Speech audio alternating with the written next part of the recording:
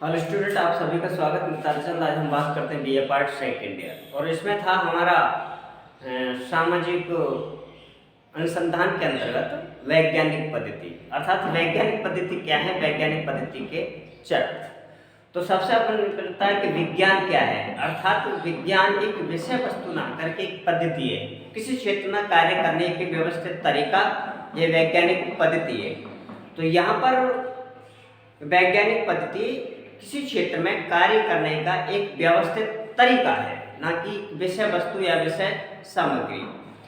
जब बात करते हैं विज्ञान के आवश्यक तत्वों की, तो उसमें अवलोकन है, तथ्य संकलन है, तटस्थता है, कार्यकारण संबंध है, भविष्यवाणी इत्यादि इसके प्रमुख तत्व थे विज्ञान के। और विज्ञान के अंतर्गत वैज्ञानिक पद्धतियां होती हैं जो कि किसी निश्चित यथार्थ और सत्यता के बारे में पता लगाती है।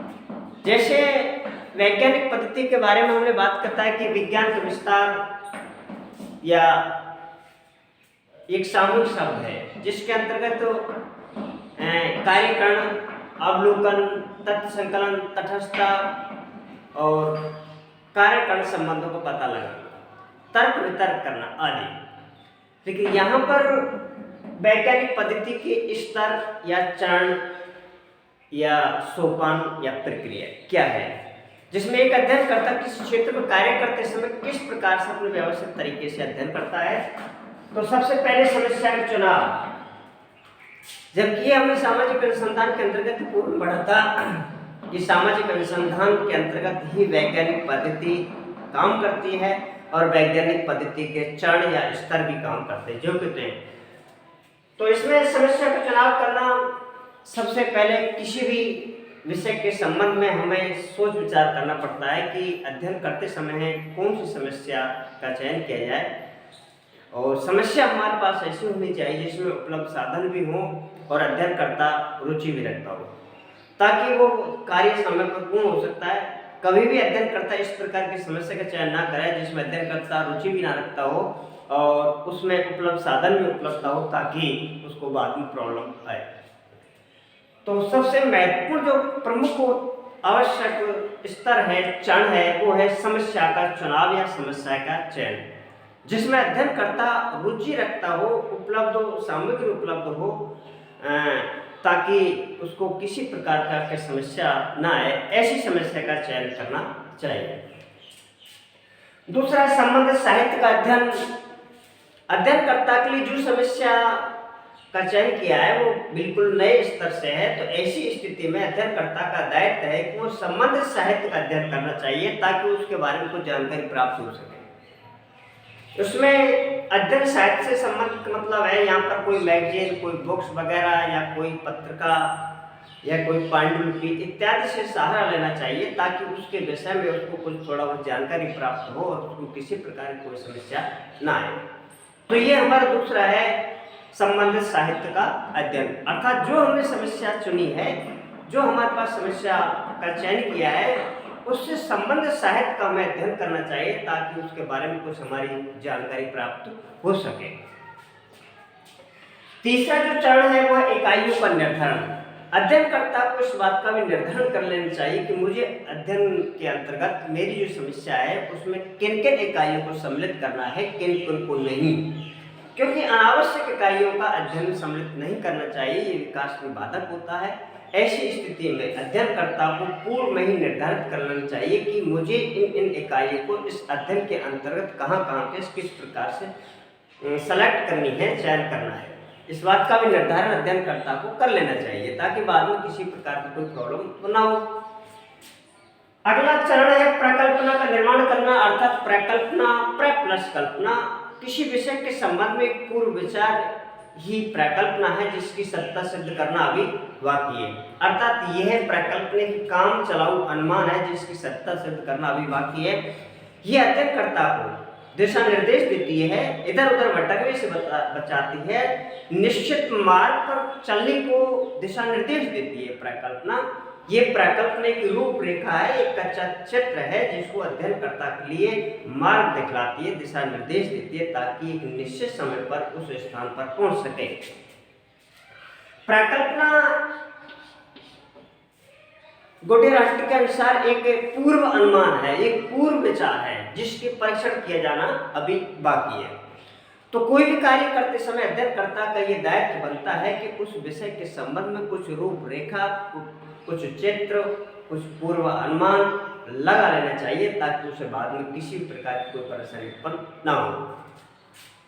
अध्ययन क्षेत्र का निर्धारण, पांचवा जो हमारा स्तर है कि सामाजिक अनुसंधान का क्षेत्र बहुत विस्तृत है। ऐसी स्थिति में वो अध्ययनकर्ता सभी समस्याओं से, सभी क्षेत्रों से जूझना असंभव है। तो ऐसी स्थिति में अध्ययनकर्ता के एक क्षेत्र निश्चित कर लेना चाहिए, जैसे कि कोई गांव है, कोई समुदाय है, कोई क्षेत्र है इत्यादि, कोई समूह है या कोई नगर है या कोई वार्ड है। ऐसी स्थिति में अध्ययनकर्ता का जो क्षेत्र सीमित हो जाता है तो इसमें किसी प्रकार की कोई बाधा उत्पन्न नहीं होती।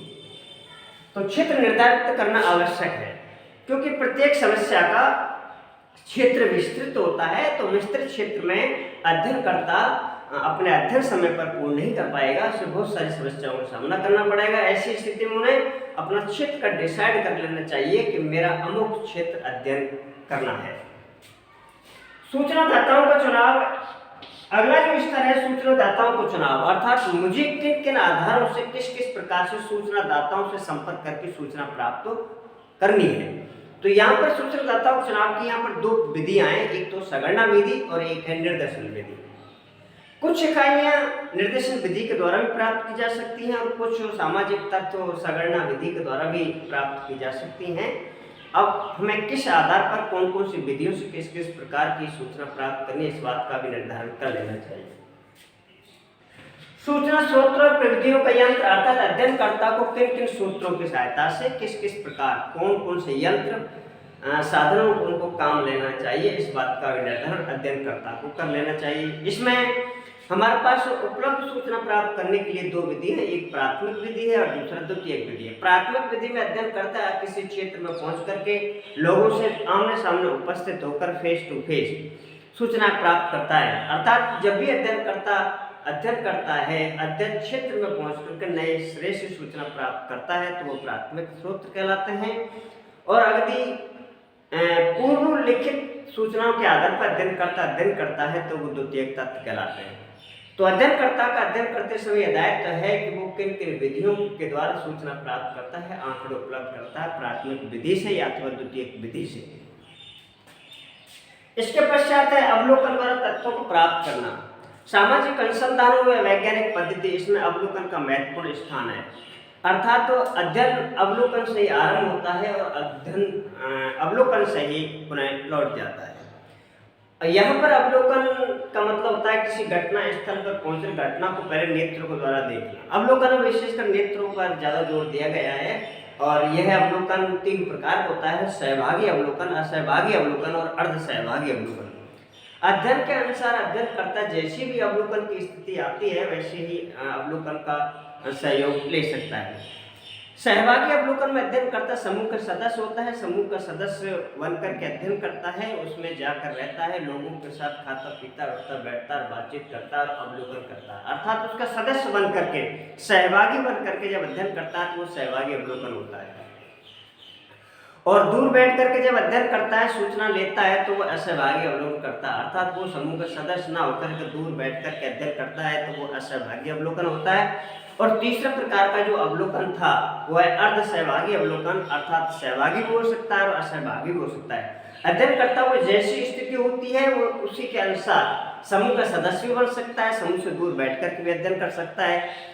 और ये है अर्ध सहभागी अवलोकन, अर्थात तो सहभागी और असहभागी दोनों के मध्य की स्थिति या दोनों की संयुक्त विशेषता रखने वाले अवलोकन को हम अर्ध सहभागी अवलोकन कहते हैं। अगला है तत्वों का वर्गीकरण करना या विभाजित करना, अर्थात सामाजिक अनुसंधानों या वैज्ञानिक पद्धति। जब अध्ययनकर्ता किसी समूह या समस्या के संबंध में अध्ययन करता है और किसी क्षेत्र में जाता है या पहुंचता है, तथ्य प्राप्त करता है तो वो सभी तथ्य समान नहीं होते बल्कि असमानता के आधार पर तथ्यों को हम दो भागों में विभाजित करते हैं, एक सत्यता और एक असत्यता। अर्थात कुछ तथ्य सत्य होते हैं, कुछ तथ्य असत्य होते हैं। समानता और प्रकृति के आधार पर उन तत्वों को दो भागों में विभाजित करने या वर्गों में विभाजित करने की जो प्रक्रिया है वो वर्गीकरण है।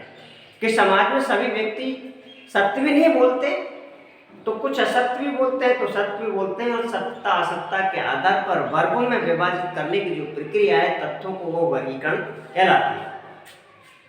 नेक्स्ट पॉइंट अगला है सिद्धांतों का निर्माण करना, अर्थात सामाजिक अनुसंधान के अंतर्गत यहाँ तक जो हमने अवलोकन किया है, जो भी कुछ या तो हम सिद्धांत बनाते हैं, कुछ निश्चित नियम बनाते हैं ताकि हमारा सिद्धांत व्यवस्थित तरीके से, सिद्धांत का मतलब था किसी चीज को व्यवहार नियमों में डालने की प्रक्रिया है। नेक्स्ट पॉइंट 11वां जो इस तरह सिद्धांतों का पुनर्परीक्षण करना, यहाँ तक जो अध्ययनकर्ता ने सिद्धांत बनाए हैं, नियम बनाए हैं, उन सभी को एकत्रित करके एक छोटे क्षेत्र पर लागू करके जांच परख कर लेना चाहिए ताकि किसी प्रकार की कोई असमानता है तो यहीं पर समाप्त कर लेना चाहिए। सिद्धांतों का पुनर्परीक्षण का मतलब है जो हमने नियम और सिद्धांत बनाए हैं, जो हमारी समस्या है, उस समस्या को हम एक छोटे क्षेत्र पर जांच परख लागू कर लेना चाहिए ताकि अध्ययनकर्ता को किसी प्रकार की कोई समस्या उत्पन्न न हो।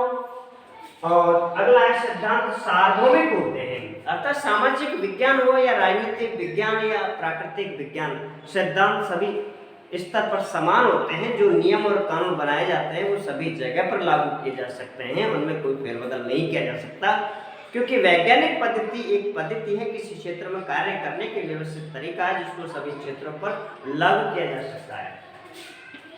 नेक्स्ट पॉइंट भविष्यवाणी करना, यह भविष्यवाणी वैज्ञानिक अनुसंधान में महत्वपूर्ण, अर्थात पूर्व तथ्यों के आधार पर भविष्य के विषय में अनुमान लगाने की जो प्रक्रिया है वो भविष्यवाणी कहलाती है।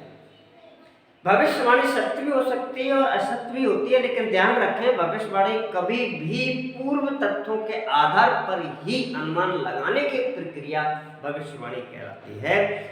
यह विज्ञान के सभी क्षेत्रों में उपयोगी है। जो पूर्व तथ्यों के आधार पर अनुमान लगाने की प्रक्रिया, भविष्य के विषय में सोचने की प्रक्रिया ही भविष्यवाणी कहलाती है। और सामान्यीकरण इस स्तर पर आकर के एंड का हमारा है कि इन सभी का एक सामान्यीकरण किया जाता है, व्यवस्थित किया जाता है, नियमों के अंतर्गत डाला जाता है, क्रमबद्ध तरीके से किया जाता है। यही है हमारे यहाँ पर वैज्ञानिक पद्धति के स्तर।